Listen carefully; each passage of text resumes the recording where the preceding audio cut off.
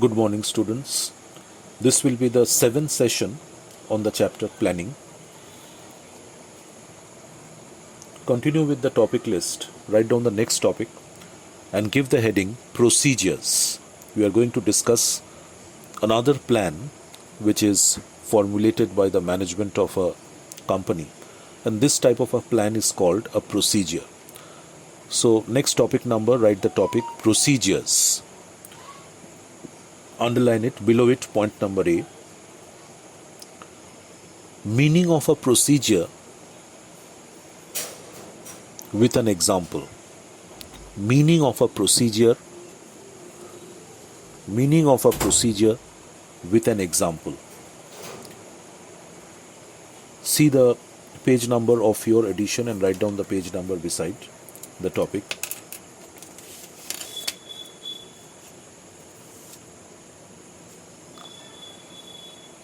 See, a procedure, you open the bracket from the first line, procedures, and underline it,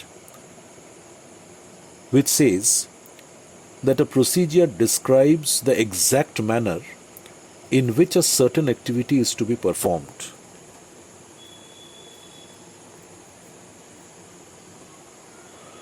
A procedure describes the exact manner in which a certain activity is to be performed.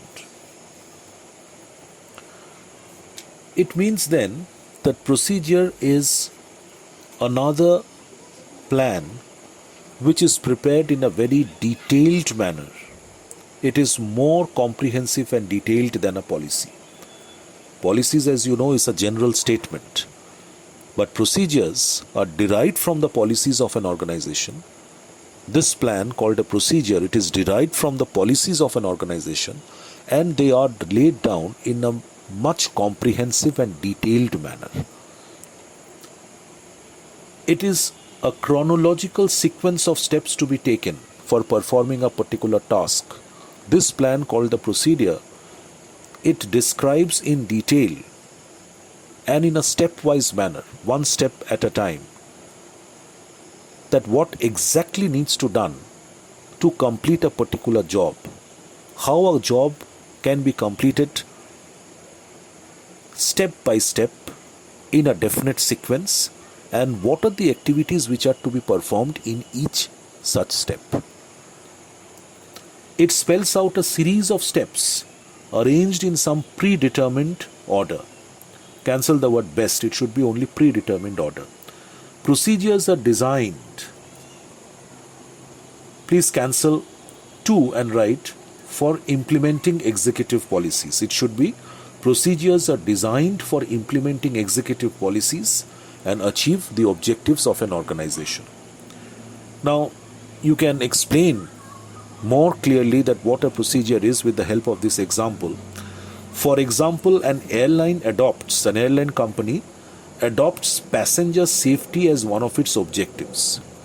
So, one of the objectives set by an airline company is to ensure passenger safety. In order to achieve this objective, the policy of preventive maintenance is adopted. Now, in order to accomplish the objective of ensuring passenger safety, the policy which is taken, which is formulated by the management of this airline company, is to adopt preventive maintenance, to start preventive maintenance. That's the policy. Now, how will the policy be executed? How will be the policy executed? In reality, the policy of preventive maintenance.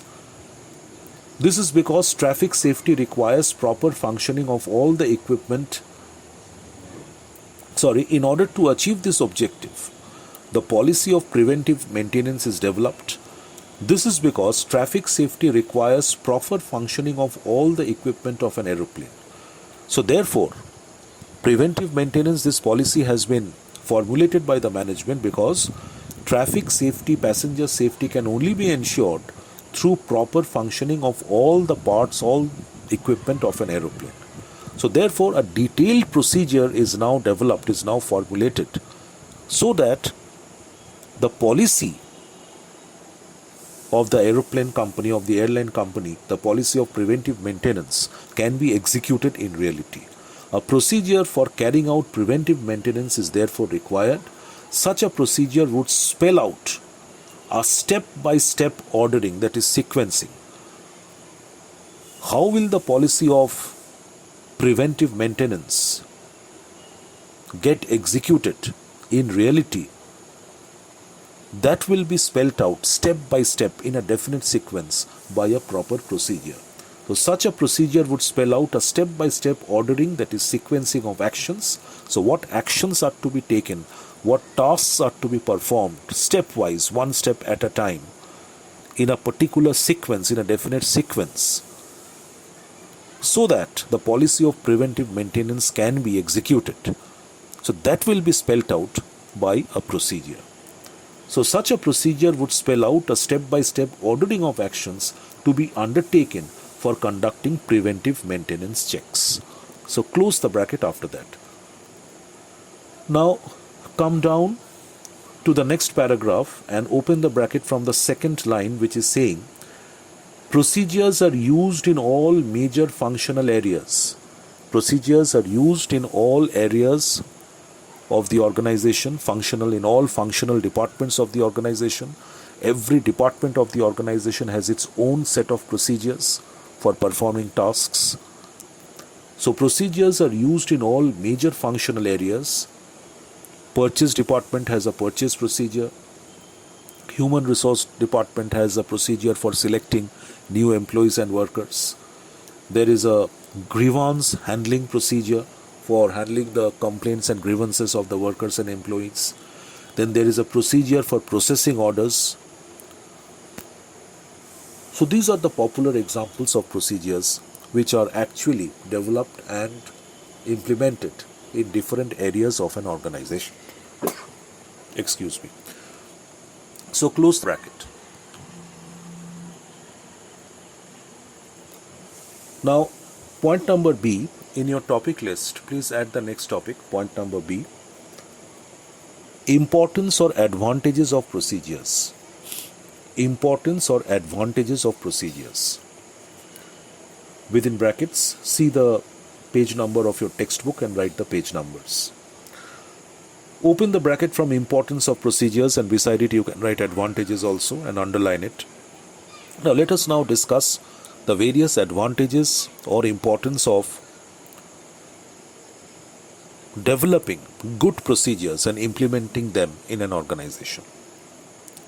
Procedures play a vital role, a very important role in the day-to-day functioning of an organization. So procedures are those plans, detailed comprehensive plans, which play a very vital role, a key role for running the day-to-day functioning or operations of an organization.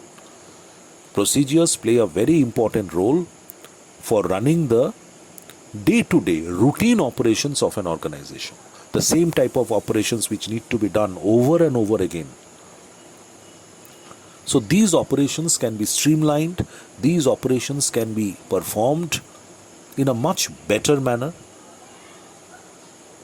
very efficiently, if a proper procedure is followed. Number A procedure relieves the manager of much of the detail in directing subordinates by specifying the steps to be taken and the time and order of performance. But for performing routine type of jobs which are performed regularly in an organization. So if such works are defined by a particular procedure, if a particular procedure is developed for doing these recurring or routine types of activities in an organization, then a manager will be not required, he will not be required to explain the same steps of doing that same work over and over again to the subordinates. So it will save a lot of time, a lot of effort, and the routine work can be executed within time, efficiently, without much of a problem. A procedure routinizes recurring jobs so that employees need not invent original solutions to solve repetitive problems. It saves a lot of time and effort. So once a procedure has been developed and it has been implemented, which shows step by step how the routine activity a particular routine activity, a recurring job of an organization has to be performed, then every time that activity is performed in an organization or has to be performed in an organization, workers and employees did not invent new types of solutions for,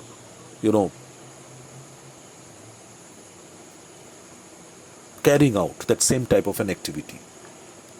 So the same type of an activity can be performed by following the procedure which has already been developed and implemented before. So it saves a lot of time and effort. It helps to improve. It over here means a procedure. A procedure helps to improve efficiency by providing the standard and the best manner of doing the work. So procedure is developed after a lot of thought by the management. So therefore, the procedure step by step, a procedure which is formed step by step, showing that what work has to be done in every step.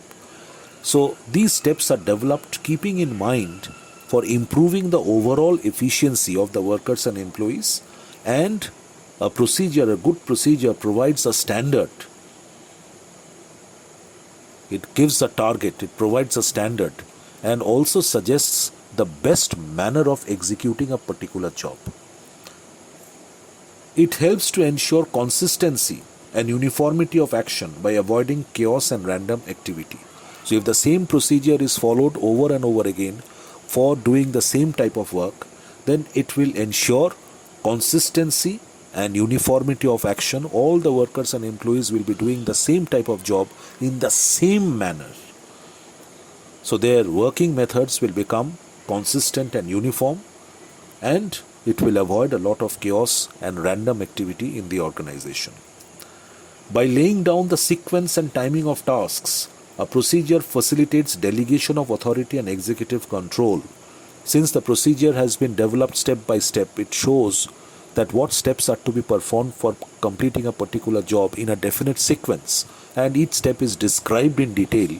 So it becomes then easier for a top level management to delegate authority. After the procedure has been developed, it can be handed over to the lower level executives, to the lower level management. The work can be delegated to him because a detailed procedure has already been developed. So the management did not look after, the top management did not control and look after routine activities which can be performed by following the same procedure. So that can be delegated to the management and executives, to the managers and executives of the lower level. So therefore, by laying down the sequence and timing of tasks, a procedure facilitates delegation of authority and executive control. Procedures help to tie together and integrate the efforts of different individuals. So procedures, they are developed in such a manner step by step that the active cooperation and involvement of all workers and employees will be required in some step or the other. So through procedures, teamwork is developed. It helps in tying together, bringing together the efforts of the different types of individuals. It tries to integrate the efforts, the skills of the different types of people working in different positions and capacities in the organization. And so it develops a team spirit among the members of the organization. The establishment and use of procedures creates order, tidiness and expediency in the organization. So if a good procedure is established, is developed and then established and implemented in an organization, it will definitely lead to some sort of order, discipline, tidiness and expediency in the organization. The routine work can be performed at a much rapid pace. It will expedite the procedure of routine activities of the organization. It speeds up clerical work and flow of information. Procedures facilitate orientation and training of employees and boost their morale. There are separate procedures for training new employees, for giving orientation training for the new employees. Then after that, train the new employees for their jobs which have been assigned to them. So procedures, there are also different procedures for, making new employees and workers acquainted with the atmosphere the environment of the organization. There are procedures for imparting training to workers who have been assigned difficult types of jobs. So procedures facilitate orientation of employees as well as training of employees and boost their morale. And procedures can be used to judge whether work is being done in the prescribed manner or not, and thereby serve as the basis of control. So a procedure is such a plan which is developed in detail step by step. It shows that how a particular important job can be performed by following a series of steps which are to be performed in a definite sequence. So if after implementing a particular procedure, it is observed by the management that a group of workers, a group of employees is not following that procedure, they are not executing the task step by step as laid down in the procedure, then that particular group of workers or employees can be identified and can be held accountable. If there is any deviation from that procedure which has been prescribed and laid down by the management, the people who are who are not following the procedure, who are not sticking to the procedure, can be identified very quickly and can be held accountable for that. So therefore, procedures also help the management to control the activities of the workers and employees of the organization. So you can close the bracket after point number I. So these are the points of importance or advantages of procedures. Next, number C, please write limitations or drawbacks of procedures. Limitations or drawbacks of procedures. Give the page number after this. Now open the bracket from limitations of procedure and underline it. Procedures suffer from the following drawbacks. So these are the drawbacks, the negative aspects of developing and implementing a procedure in an organization. Number A, procedures bring about rigidity in the working of an organization. The procedure is developed, in such a manner that which explains how a particular work has to be performed step by step. And in each step, what specific activities are to be performed and in which order they are to be performed, that is also specified under every step. So, if a procedure is developed in such a detailed manner, and if all the workers and employees are expected to follow that procedure every day for executing the routine activities of the organization, so it will bring a lot of rigidity in the method of executing tasks. And the employees and workers will lose their sense of creativity, their creative skills, their ability to take initiatives. They will have to just work like robots and just execute what the procedure has defined. So procedures bring about rigidity in the working of an organization. There will be no element of flexibility. Even if an employee has thought of doing the same job in a much better manner, much efficient manner, he won't be able to do it because the procedures does not recommend that. Number B, a procedure discourages initiative and thinking of the employees, and employees may not think of new and better ways. And number C, procedures become outdated unless they are reviewed and revised frequently. Close the bracket. So once a procedure is developed and once it is established, it is implemented, so management will have to keep on reviewing the procedure at regular intervals to see that whether the desired results are produced by following that procedure or not. The management will have to keep itself abreast with the changes taking place in the environment, in the forces, changes taking place in the forces of the external environment, and if required, procedures must be revised, must be altered from time to time, keeping pace with the changes taking place in the environment. Otherwise, a time will come then the procedure will become old, outdated and obsolete, and it will lose its importance. Next, point number D, please write down. Next subtopic, point number D, essential requirements of a good procedure. Essentials of a good procedure or essential requirements of a good procedure. See the page number of your textbook and write the page number beside the topic. Open the bracket from the heading Essentials of Procedure. It should be essentials of a procedure. Underline it, open the bracket from there. Essentials of a procedure. Number A, procedures should be based on adequate facts of a particular situation of a. Procedures should be based on adequate facts of a particular situation rather than on guesses or wishes. So we are now discussing the essential requirements of a good procedure. So first essential requirement of a good procedure is that whenever a procedure is developed, it has to be developed on the basis of adequate facts which have been obtained from genuine sources, reliable sources.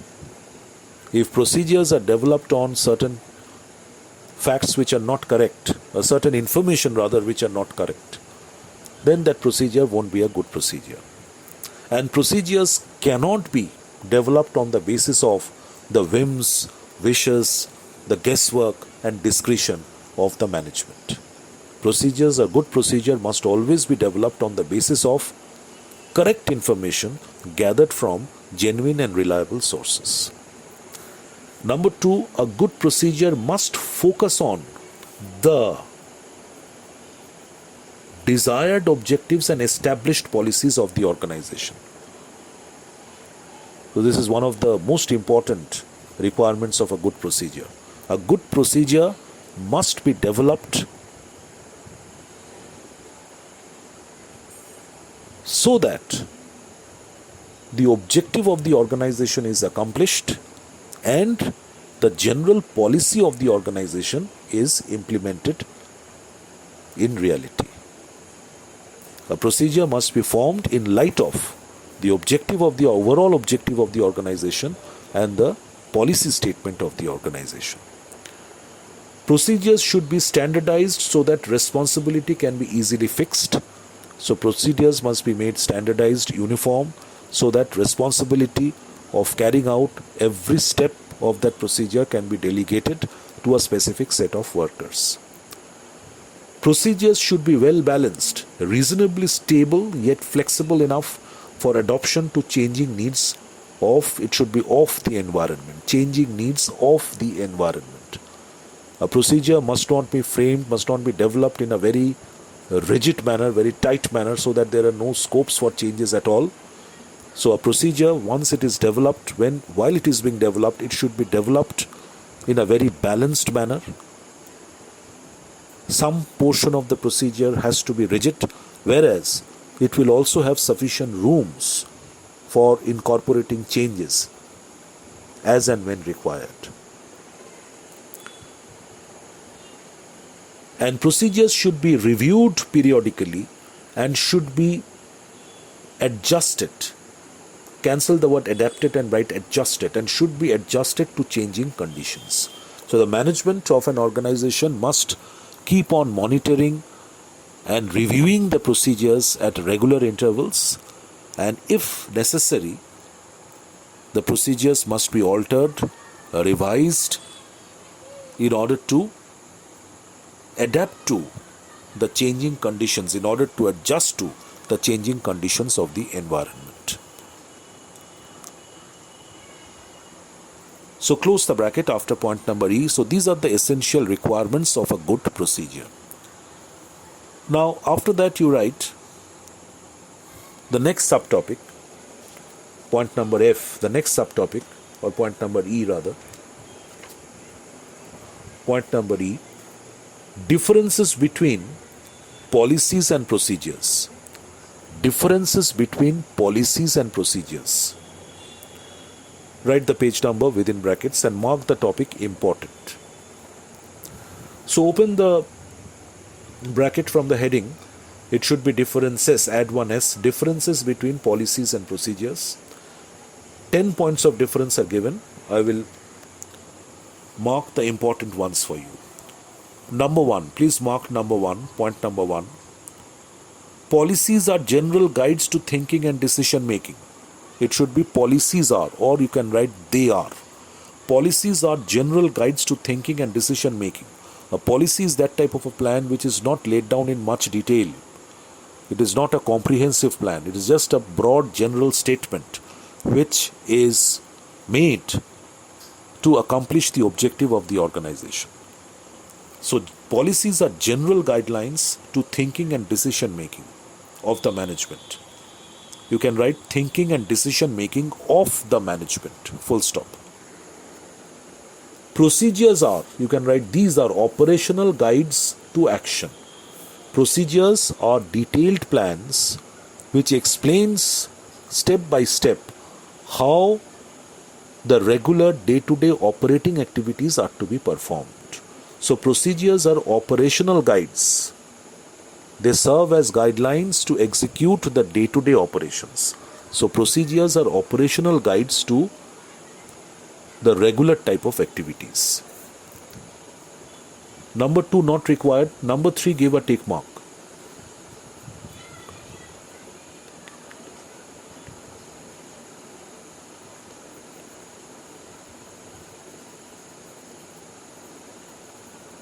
Number 3 give a tick mark. Procedures leave room for executive discretion and judgment. They are quite flexible in nature.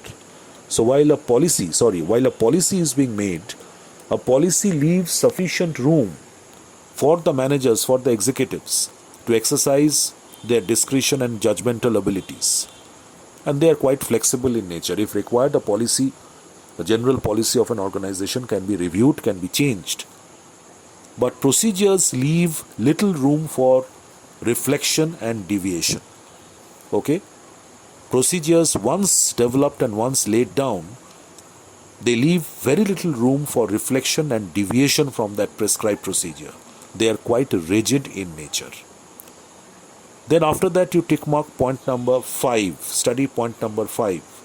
Policies provide a bridge. It should be a bridge between purpose and performance.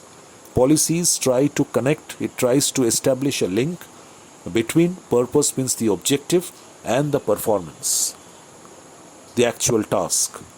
So policies suggest a set of guidelines regarding how the objective can be translated into action. So policies provide a bridge between purpose, that is objective, and performance. Procedures provide a bridge between activities and outcomes. Procedures, they try to establish a link between activities and the results. Outcomes means the results. Procedures provide a bridge between activities and the outcomes or results. Number 6, give a mark. Policies provide norms. Norms are general rules which are to be followed. Policies provide the norms for thinking and discretion. They are broad, general and flexible in nature. Whereas procedures are detailed and rigid, they are more specific. They provide the manner, or they describe the manner of doing something specifically. Number 8, give a tick mark. Number 8, policies are mainly formulated by the top management. Policies of an organization are formulated by the board of directors, the top management. Procedures are laid down at the middle and lower levels. Procedures are formulated, developed and laid down by the management of the middle level and the lower level. Number 9, give a tick mark. Policies are derived from the objectives of an organization. Very important point of difference. Policies are derived from the objectives of the organization. Whereas procedures specify a chronological sequence of steps, they are derived from the policies. Policies are derived from the objectives of the organization, whereas procedures are derived from the policies of the organization.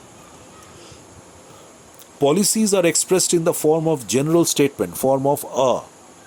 Policies are expressed in the form of a general statement, not detailed or descriptive plans. Procedures are expressed in more specific terms. They are much more comprehensive, detailed, and descriptive in nature. So, number 10 also. So, you will study points 1, 3, 5, 6, 8, 9, and 10. It may come as a 5-mark question as well, for which you have to give 5 points at least. 5 differences between policies and procedures. So, close the bracket after point number 10. So, with that, we conclude our discussion on procedures. And in our next session, we are going to take up the other plans which are usually followed, which are usually formulated and practiced in an organization, like plans like methods, rules, budgets, and programs. Thank you.